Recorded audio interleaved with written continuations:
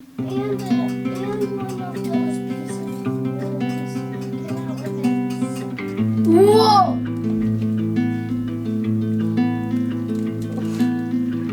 Mama, look under it. Look under it. Oh, I know.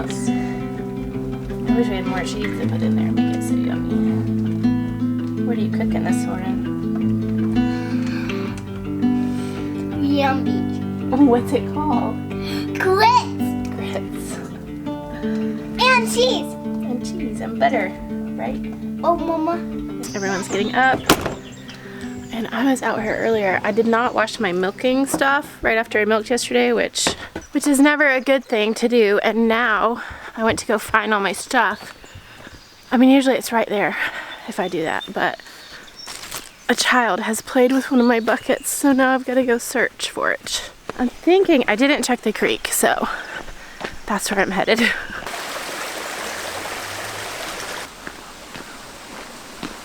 Somebody might have used it to dig things or to put dirt in.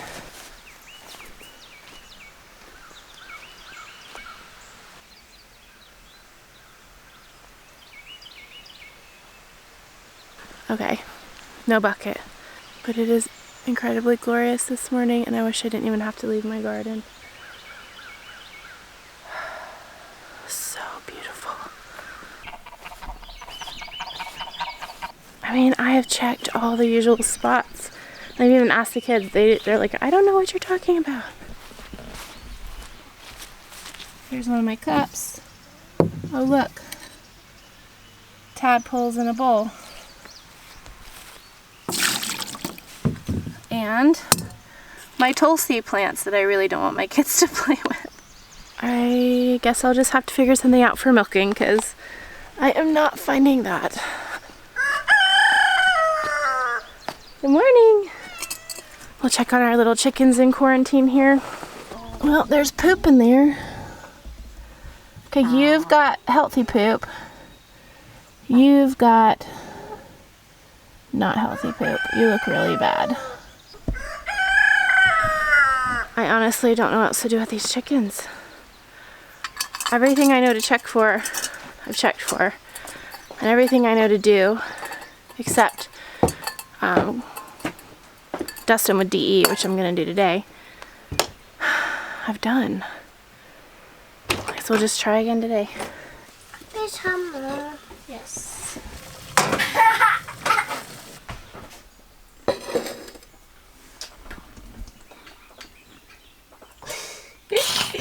Say thank you. Hot! It is hot. I've made donuts for everyone.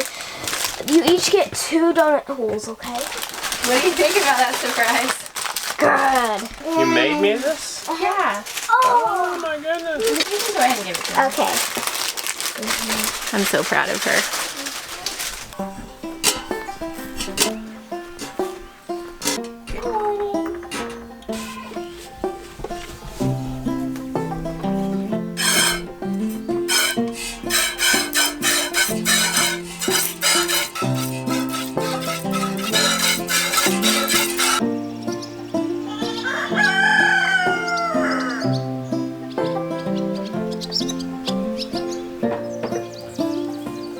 I was setting the camera there for a while because there's these eastern phoebes that nest in our barn, and they nest upstairs, but they also nest down in these rafters, and they were just flying all over this morning, and they were annoyed that I was in the barn.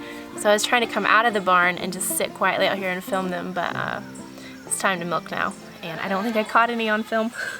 Hi! Hi! If you get some pants on, you can come help me. Good morning. Watching those baby goats eat is basically one of the best parts of my day. It's so cute. Oh, it makes me want to always have baby goats on my farm.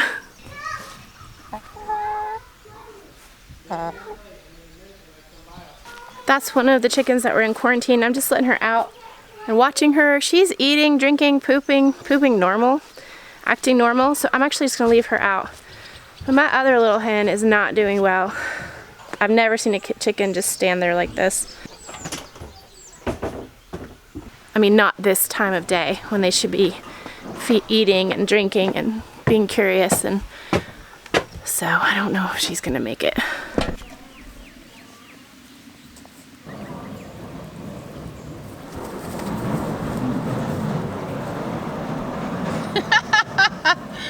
He follows you.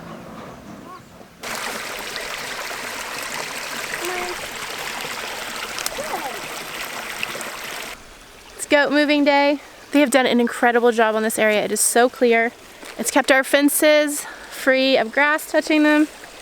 All this multiflora rose has been eaten down. It's really nice. They did so much work for us, and I am grateful. We're going to reward them with a new goat paradise today. I wish I spent more time in the woods.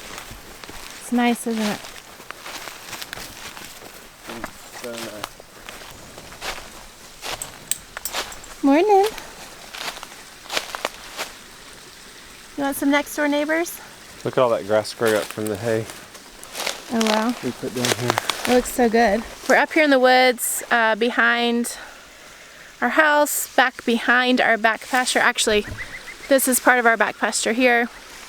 And we're just trying to decide exactly where we're going to put the goats right now. I'm wanting them to come up along this road. It's an old access road. You probably can't even tell there's a road there.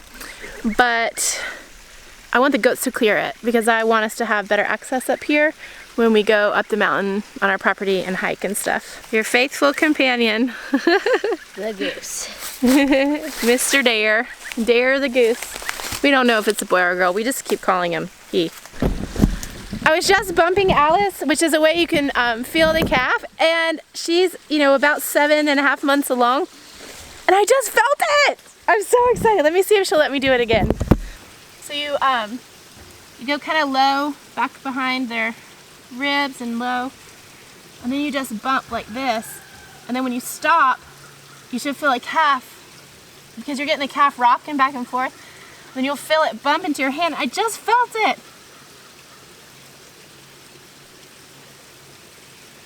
You're letting me do this. You're so good and patient. Y'all, look at my tame cow. Oh, I just felt it again! Good job, Mama! Is there a baby in there? Do you have a sweet baby in there? Oh, good job! Good job growing a healthy baby. You're such a good mommy. Look at how tame she is now, y'all. Good girl. You love these neck scratches. I'm really excited about the calf, but I'm really excited that she just let me mess with her that much and didn't even shuffle or move. I'm also really excited about this because I have been bumping her for over 2 weeks and not feeling the calf. And we didn't pregnancy check her. We just put her on with the bull, and if she's healthy, she'll get pregnant if he's healthy. And so I wasn't sure if she was pregnant, totally sure. But now I'm sure. She is due July 9th. Woo! Woo! Gonna have Jersey cream on the farm.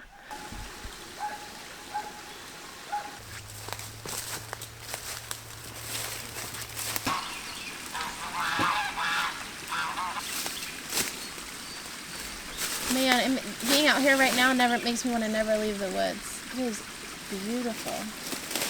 I do have some concerns having the goats out here. I know probably a lot of you guys are thinking toxic plants, but that's not really a concern. If goats have food available, they're not going to eat toxic plants. They're pretty smart. I'm not saying it never happens, but most of the time it doesn't happen. And they will spit it out. Also, nibbling a little bit of a toxic plant won't kill them. I accidentally fed my goats rhubarb leaves once, and they knew better. I handed them to them. They chewed on it, spit it out, wouldn't touch them again. Rhubarb leaves are toxic, by the way. My goats accidentally had some milkweed once. They chewed on it, spit it out. They have so much to eat out here that I really think they're gonna be fine. My bigger concern is that they're gonna get out of the fence or get tangled in the netting, and we're not gonna know it. So I'm probably gonna be checking on them out here a couple times a day, which adds more work for me. But it will actually be like mama time. Like I'll just be like, okay, I'm going to go check on the goats, but I'll really just be like taking a breather. Come on, goats. I love how they act in a new area. They're just excited, just eating. I know, eat. Try a little bit of this, try a little bit of that. I know. This is going to be so good for them because they're both like really wormy. So between the wormer we gave them and moving them like this, it's just going to be so healthy for them. What do you think, babies?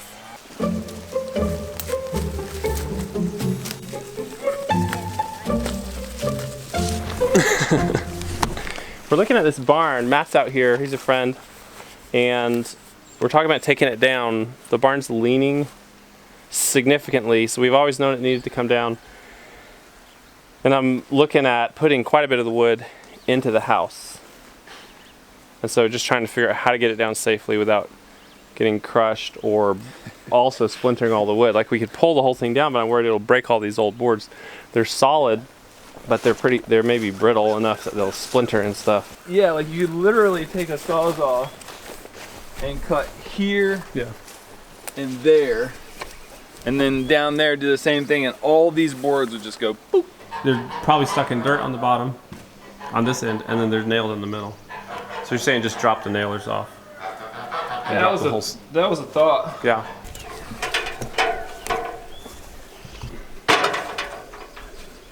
He's trying, huh? Oh, he is.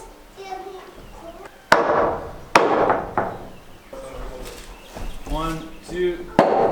That board came off easy. I mean, I was pleased with it. It's like, I thought those nails were going to hold so tight. And we may run into nails that do. The main thing we're talking about here is doing this safely because the risk is that as we pull boards off the barn, it kind of destabilizes it. There's a ton of diagonals in it though. Like it's actually, even though it looks rickety, it's actually solid and it's held up crazy windstorms. Matt was pointing out. Yeah, I mean, it's had 40-mile-per-hour winds, and with all the siding on there, it's just an incredible amount of force. So we're talking about putting wood into our house. Some of it may be actually milled and finished, and then also looking at whether I can pull off using it as siding on a portion of it. And then Matt's talking about building a barn versus shed. Yep. In trade for helping me knock it out. That's a solid board. It's like, this is probably, my guess is 90 years, but look how thick it is. Yeah, they put. It's 1.25 inches plus. Not quite 1.5 inches maybe. I mean, it's a little bowed, but not bad. Yeah.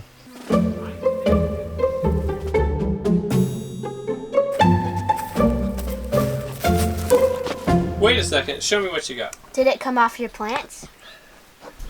Show me. Are you serious? Yeah.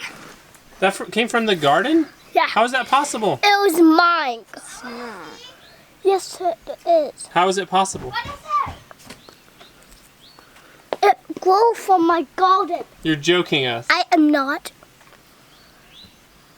Are you serious? Yeah. Are you gonna eat it? Well, some of it's mushy. I have one question for you. Okay. What's the deal with the strawberry? Where did it come from? Oh, it was in Brighton's little garden that he planted. How is that possible? Well, I didn't get that. I didn't take that flower off that one. A lot of them I missed flowers, and now I'm just letting them fruit because it's just a few. But it's a huge strawberry. It was a huge, I know, because we got good plants. Actually, what I'm doing right now is cleaning the kids' gardens up. I want them to stay excited about their gardens, but they won't if they get really cluttered. And I don't mind doing a little maintenance for them because weeding is overwhelming for everyone. As some of y'all will remember, we had some freezes in the past week, and some plants have been damaged, but fortunately it's not too bad. The main thing, honestly, out of everything is the tops of the potato plants were frozen to mush, and we cut them off, and they will regrow. Usually that's not a big issue, and the potatoes will recover. Everything else out here looks fine, and I've looked pretty closely at the blueberry plants and at these raspberries, which we didn't cover, and the raspberry fruit look fine. They're still slowly maturing, so I think we kind of escaped disaster with the freeze. What about What did you say? you? Chicken's biting me. I couldn't see it. It's okay, it's not hurting. I mean, that's an improvement from this morning. She's not acting dead. She was acting dead this morning. Big improvement. Whoa. So maybe she's gonna live. Maybe she went poop. No, you know what I need to do is clean that hay out. So we know if she went. So we know, because that's from the other chicken. So, yeah. Is this her here?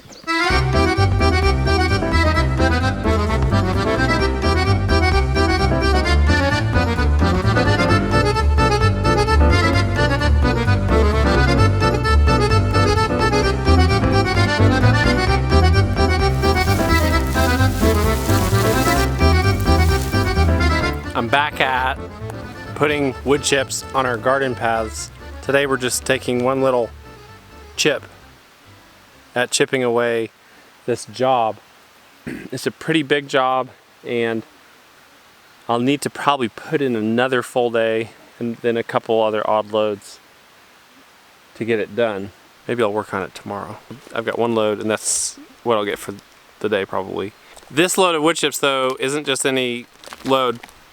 It's birch, and if you've ever smelled birch from a twig, this is sweet birch, you'll know it has an amazing smell. If you can imagine a truckload of it chipped, it's just incredible.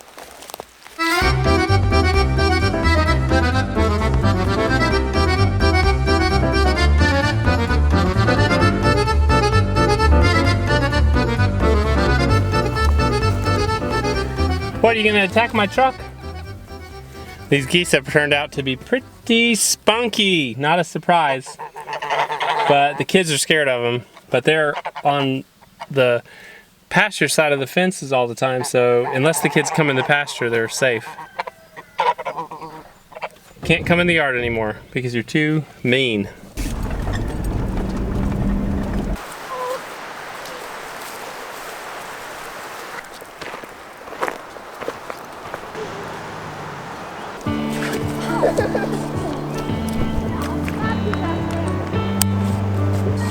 Maybe in a minute.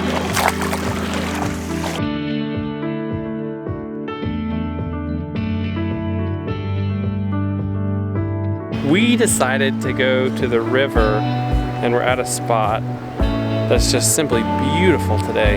Anyway, it's a gorgeous day. We're having a great time, and we're about to head home and eat supper and finish our day off. Come on, Joey. It's time to come in.